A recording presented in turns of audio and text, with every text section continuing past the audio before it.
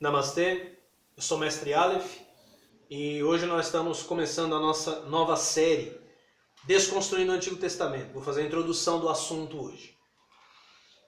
Você que vai me acompanhar, eu quero dizer para vocês que eu vou utilizar a Bíblia de Jerusalém, que é uma Bíblia de tradição católica. Mas essa Bíblia, embora seja de tradição católica, ela é muito bem aceita por estudiosos evangélicos também. Ocasionalmente eu vou utilizar as notas de rodapé da Bíblia para elucidar esse ou aquele assunto e mostrar como boa parte dos teólogos entende determinados textos e sempre que possível vou citar de outras Bíblias também, Bíblia de Genebra, né, e outras notas de outras Bíblias de estudo. Ok? Essa desconstrução do Antigo Testamento é uma desconstrução da leitura tradicional do Antigo Testamento. Para você ter uma ideia do que eu estou falando, se você chegar para um professor de teologia, a maioria deles, né, de teólogos e tudo mais, e você pedir uma explicação de Deus, por que as descrições de Deus no Antigo Testamento são tão próximas às descrições de homens. Por exemplo, Abraão lavou os pés de Deus, fez vitela para que ele comesse, né? Em Gênesis 6, é dito que Deus se arrependeu de fazer o homem sobre a terra e isso lhe pesou no coração. Então Deus é descrito arrependido, com o coração irado. A Bíblia fala dos pés de Deus, das mãos de Deus. Abraão serviu comida para Deus e Jacó lutou com ele, no famoso Val de Jaboque, né, que virou campanha em tudo quanto é igreja pentecostal aí pelo Brasil. Teólogo, como bom embromólogo que é, vai dizer assim, espera, esta visão de Abraão foi uma teofania. Aí ele já acabou com você, né? Porque que é isso? O que é uma teofania? Uma teofania na linguagem teológica, basicamente é te dizer, você está vendo, mas não está vendo. A imagem é tridimensional, ela até interage com você, mas é como a imagem de uma televisão, não é real. É isso, basicamente é isso uma teofania. Deus não tem mãos, Deus não tem coração, Deus não tem pés. Isso são antropomorfismos, quer dizer, o autor, para explicar a ação de Deus, descreve-o como homem. Aí os sentimentos, e a ira, e o amor, e o arrependimento, isso são, o embromólogo falando, antropopatismos, quer dizer, Deus, os movimentos no ser de Deus são descritos por meio de figuras extraídas das emoções humanas. Isso é embriomologia, porque você não extrai isso do texto. Você não consegue extrair isso do texto.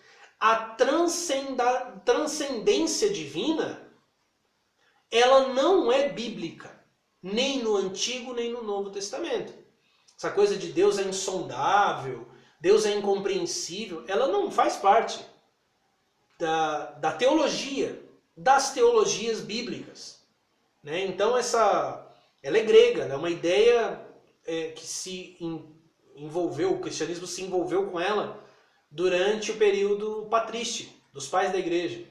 Né? Ela se tornou elemento importante na teologia, mas ela não é bíblica. A leitura dos textos sem embromologia, embora eu vou, como eu disse, utilizar notas, mas eu não vou utilizar notas para desviar você do assunto. Eu vou utilizar algumas vezes notas de rodapé para que você perceba que os estudiosos sabem mais do que o que eles falam nos altares e púlpitos de igrejas. Né? Então, nós vamos fazer uma leitura crua, nós vamos ler o texto, em algumas vezes nós vamos intuir coisas do texto, nós vamos capturar pistas que o texto dá para perceber coisas além dele, mas nós vamos fazer uma leitura crua e ela vai ser o suficiente para explicar um monte de mistérios bíblicos e para mostrar que a maioria das religiões cristãs está mais por fora do que bunda de índio. Ok? Então deixa eu falar aqui com vocês para a gente entender que esta desconstrução ela é basicamente o que se lê no Novo Testamento. O Novo Testamento já falava sobre ela. Vou ler aqui para vocês a segunda epístola de Paulo aos Coríntios. A segunda epístola de Paulo aos Coríntios, no capítulo 3. Olha só o que Paulo fala sobre o Antigo Testamento.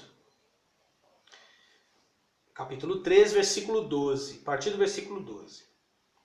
Fortalecidos por tal esperança, temos plena confiança.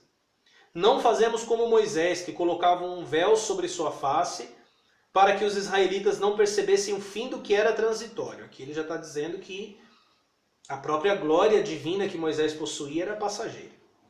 Mas seus espíritos se obscureceram.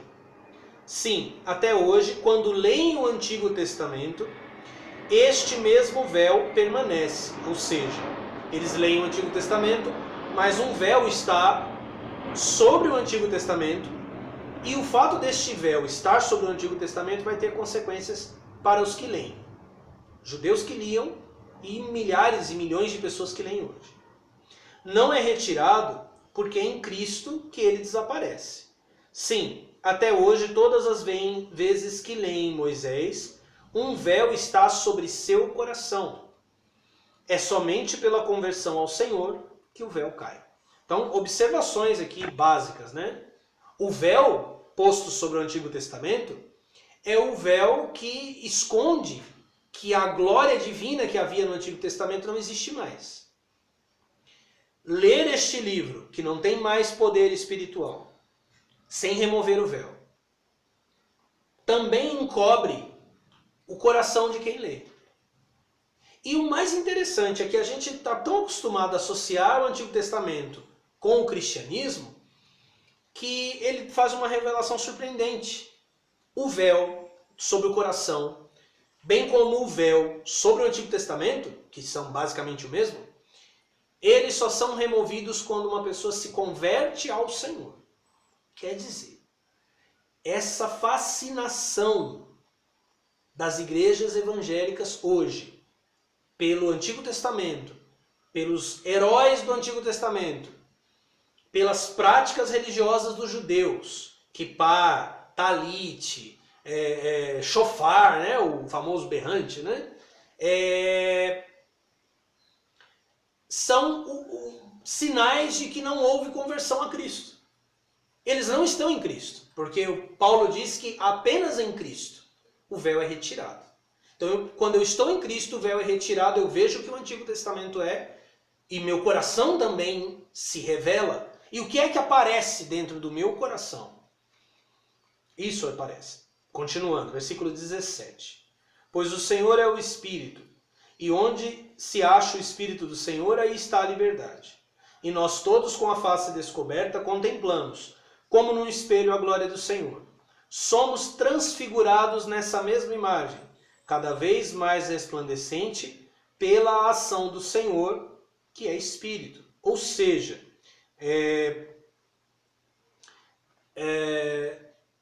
o véu é retirado, o rosto como um símbolo do coração, e refletimos a glória de Cristo. E somos transfigurados nesta glória. A teoses, que eu já até fiz um vídeo falando sobre isso. Somos transformados na imagem de Cristo, que é Deus. Ou seja, e isso é salvação. Esse é o ponto final da salvação. Né? O objetivo final da salvação, transformação em Deus.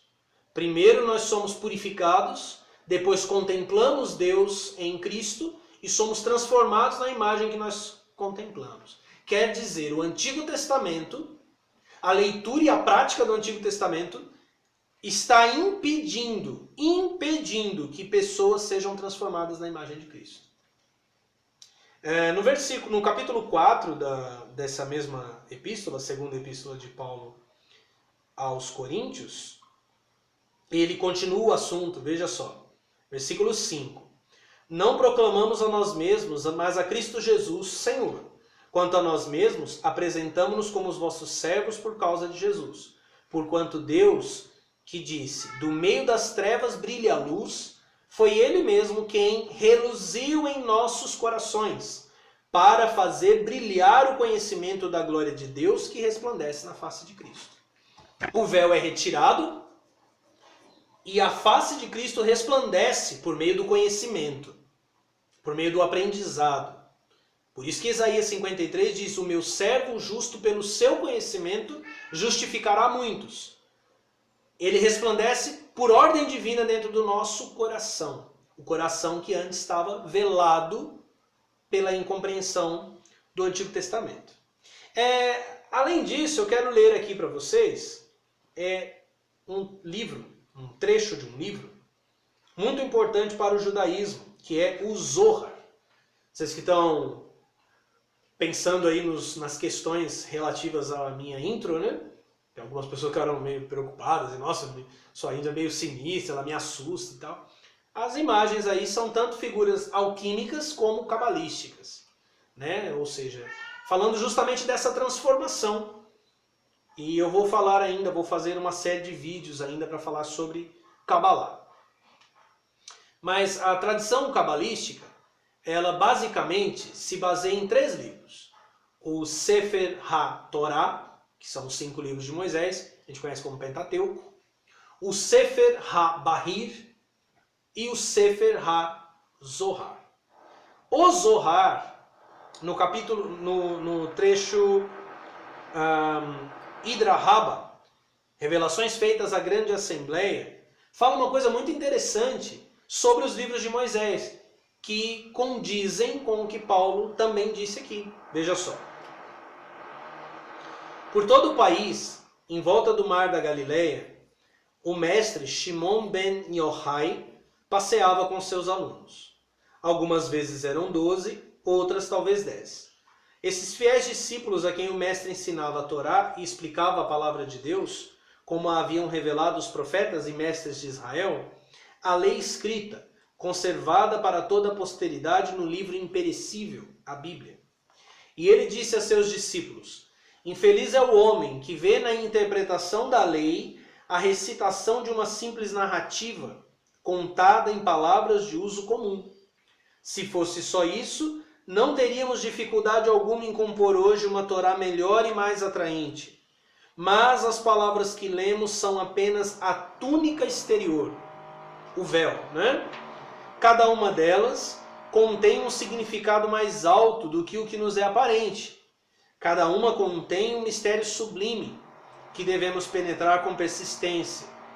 Os que tomam o traje exterior, o véu, né? A túnica, pela coisa que ele cobre, não encontrarão muita felicidade nele, exatamente como os que julgam o homem apenas por sua vestimenta exterior estão fadados à desilusão. Pois são o corpo e o espírito que fazem o homem. Sob a vestimenta da Torá, que são as palavras, e sob o corpo da Torá, que são os mandamentos, encontra-se a alma, que é o mistério oculto. Por isso que Paulo também dirá que Cristo crucificou a lei dos mandamentos, que consistia em ordenanças, ou seja, ele removeu o véu e crucificou o corpo da Torá, que são os mandamentos, para revelar o Espírito. É um mistério oculto que faz a lei dada por Deus superior a todas as leis feitas pelo homem, ainda que essas últimas possam aparecer mais grandiosas e parecer mais lógicas. Há uma alma dentro de uma alma que respira com a lei. Então veja que não é apenas parte da tradição cristã ou da fala de Paulo, ela faz parte, inclusive, da tradição cabalística, que Paulo conhecia.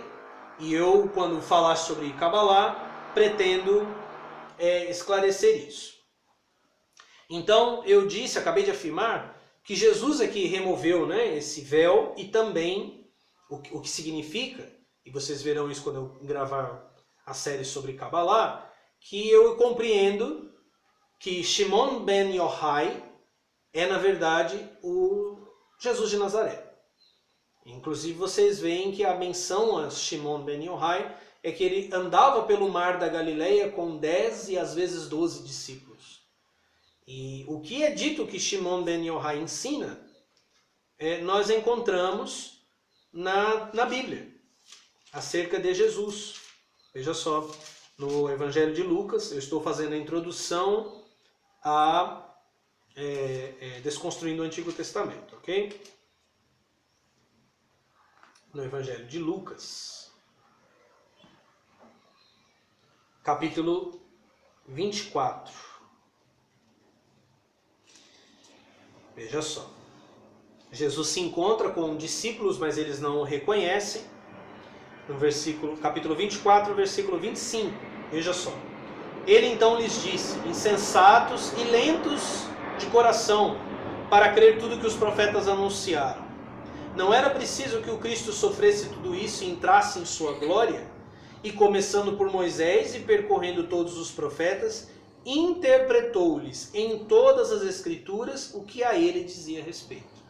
Ou seja, não era possível perceber isso nas Escrituras de Moisés e dos profetas. Mas Jesus interpretou. Inclusive, essa interpretação em algumas traduções diz que ele revelou, que ele abriu o que estava oculto.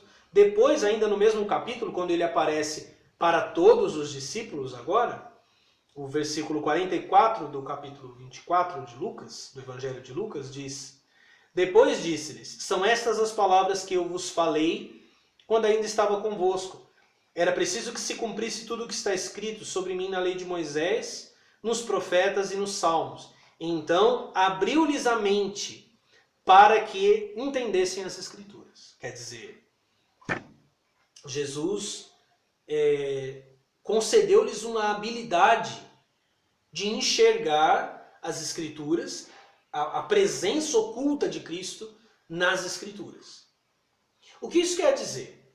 Primeiro, a letra, o véu do Antigo Testamento, que é a narrativa linear. Esse véu ele não tem mais uso. Os mandamentos não têm mais uso, né? O corpo da Torá. O véu com o qual a Torá se cobre, que são as suas narrações, também não tem mais uso. Se você abrir a sua Bíblia, procurar aí o Salmo, deixa só eu ver aqui, de número 78. O versículo 1 do Salmo 78. Povo meu, escuta minha lei, dá ouvidos às palavras de minha boca. Abrirei minha boca numa parábola, exporei enigmas do passado. E aí, se você continuar lendo o texto, ele vai contar a história do povo de Israel. Mas ele disse, antes, esse é um salmo de Asaf, antes de ler o texto, antes de contar a história, ele disse: abrirei a minha boca numa parábola e exporei enigmas do passado. O que quer dizer? Que todo o Antigo Testamento é um enigma. Que a história dos hebreus pelo deserto e sendo punidos por Deus pela desobediência são parábolas, são enigmas. Paulo, em 1 Coríntios capítulo 10, diz isso também. Quando ele menciona o sofrimento do povo, o castigo que eles receberam no deserto, ele diz: isso nos foi escrito como figuras. Em Gálatas capítulo 4, quando Paulo fala sobre Sara e Agar, as duas mulheres de Abraão, ele diz: isso se entende por alegoria. Quer dizer, não é real, é uma parábola, é uma alegoria. Então esse véu da narrativa da história, essa história que todo mundo conhece, eles ficaram escravos no Egito, Moisés foi e tirou eles, esse é o véu. E as ordenanças são o corpo. Corpo e véu foram abolidos. Deste corpo e deste véu é que eu vou falar. Eles não precisam mais ser considerados como história de salvação. Eu não preciso, para pensar em Jesus, voltar lá para Isaac e entender que Isaac gerou não sei quem, que gerou não sei quem. Essa narrativa histórica, que pretende ser histórica, que pretende ser linear, ela é o véu. Ela não tem mais uso sagrado.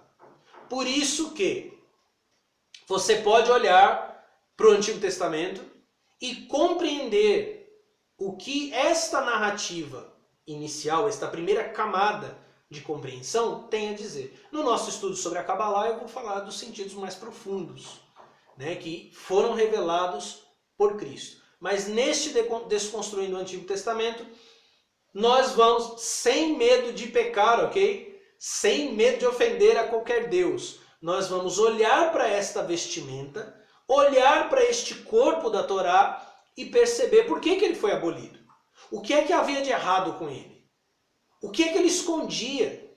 Qual era o problema com ele? O que é que havia de ruim neste enigma? Nós vamos decifrar partes do enigma, né? Porque decifrar o enigma é mergulhar em todos os sentidos da Escritura. Nós vamos decifrar o enigma, nós vamos remover o véu para que a glória de Cristo resplandeça no nosso coração. Ok? Então, espero que você tenha gostado. Essa é só a introdução do assunto, né? Eu vou tentar postar esses vídeos na quinta-feira. Se eu não conseguir, vou postar na sexta. Fique de olho. Não esquece de curtir aqui o vídeo se você gostou. Se inscrever no canal e não deixe de clicar no sininho aí para receber as notificações dos próximos vídeos, ok? Então, até semana que vem com Desconstruindo o Antigo Testamento, a primeira parte do nosso estudo. Ok? Namastê, muito obrigado.